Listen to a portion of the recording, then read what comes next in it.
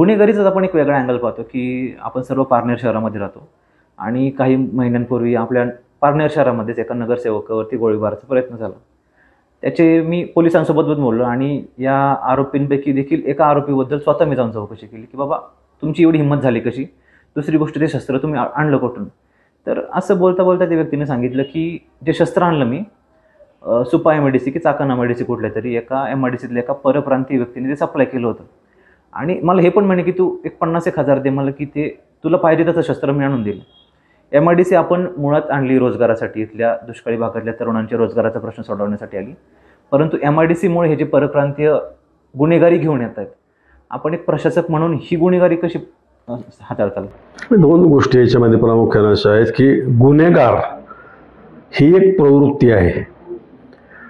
लहान चोरी करणं, अगदी स्टेपलर चोरणं, टाचणी चोरणं, युक्लिप चोरणं, इथून त्याची सुरुवात होते आणि एकदा त्याला सवय लागते, चोरूनही जमतंय.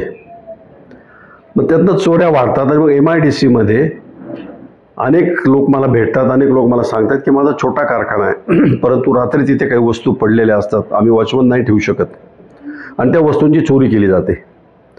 मग त्या वस्तू काय असतील तर कुठंतरी गंजलेलं लोखंड असेल, स्क्रॅप आपण ज्याला म्हणतो ते असेल, ते गोळा करायचं, मार्केटमध्ये नेऊन दुसऱ्या दिवशी विकायचं, त्यातनं पैसा निर्माण करायचा. आणि हे एकदा तुमच्या अंगवळणी पडलं की तुमच्यावर कोणीतरी लक्ष ठेवून असतं की अशी अशी पोरं MIDCमध्ये असं असं काम करतायत. त्या पोरांना बोलवलं जातं, त्यांना एकत्र केलं जातं, त्यांना मोठे गुन्हे करण्यासाठी प्रवृत्त केलं जातं. मुळात MIDCला स्वतःची सुरक्षा यंत्रणा MIDCनं विकसित केली पाहिजे. आजही माझ्या माहितीप्रमाणे MIDC जे आहे आपल्या महाराष्ट्रातील, त्यांच्याकडे 10,000 कोटी रुपये शिल्लक आहेत, फिक्स्ड डिपॉझिट आहे त्यांचं. 10,000 कोटीच्या फिक्स्ड डिपॉझिटवर येणारं जे व्याज आहे, त्या व्याजातून मिळणाऱ्या रकमेवर सुद्धा तुम्ही तुमची स्वतःची सुरक्षा यंत्रणा उभी करू शकता, निर्माण करू शकता. कारण पोलिसांना खूप मर्यादा आहेत बिचाऱ्यांना.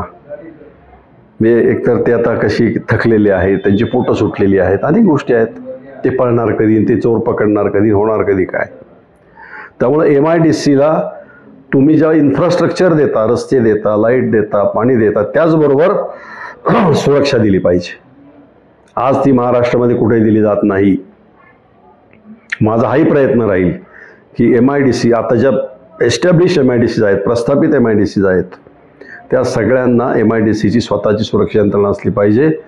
वेळ प्रसंगी काही प्रसंग तिथं आला तर सुरक्षा रक्षकांनी त्या ठिकाणी फायरिंग केलं तरी देखील चालेल. हवेतलं फायरिंग म्हणतो मी, माणसांच्यावरचं नाही. पण MIDCमध्ये कारखानदाराला जेव्हा तो कारखाना टाकायला येतो, बँकांची कर्ज उभी करतो, तेव्हा त्याला हा आत्मविश्वास असला पाहिजे, इथं माझी टाचणीसुद्धा कोणाच्या माझ्या परवानगीशिवाय हल्ली जाणार नाही. हा आत्मविश्वास जोपर्यंत तुम्ही कारखानदारांच्या मनामध्ये निर्माण करू शकणार नाही, तोपर्यंत तुमचे हे सारे प्रयोग महाराष्ट्र उद्योगधंद्यांच्या बाबतीत फार अग्रेसर आहे. किती कारखानदारी महाराष्ट्रातून बाहेर गेली, हलवली गेली. सुपा MIDCमधून कारखाने कसे परत गेलेत, आत्ताही काही जाण्याच्या मार्गावर आहेत जे माझ्याशी चर्चा करतायत, मी त्यांना जाऊ देत नाही आहे.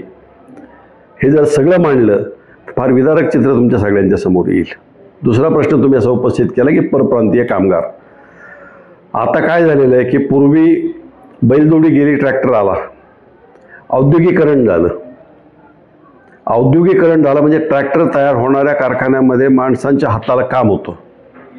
आता काय प्रॉब्लेम झाला की हे सगळं तुमचं संगणकीकरणाच्या माध्यमातून IT किंवा बाकीच्या ज्या गोष्टी आल्यात ह्याच आणि सगळ्या काही ऑनलाईन गोष्टी झाल्यात, ह्याच्यामध्ये काय होतं की त्या विषयातला परफेक्ट हँड हा एक भाग आणायचा. दुसरा भाग मराठी माणसांच्या बाबतीमध्ये थोडासा असा होतोय, मुलांच्या बाबतीमध्ये, की आम्हाला इतर कामं खूप आहेत.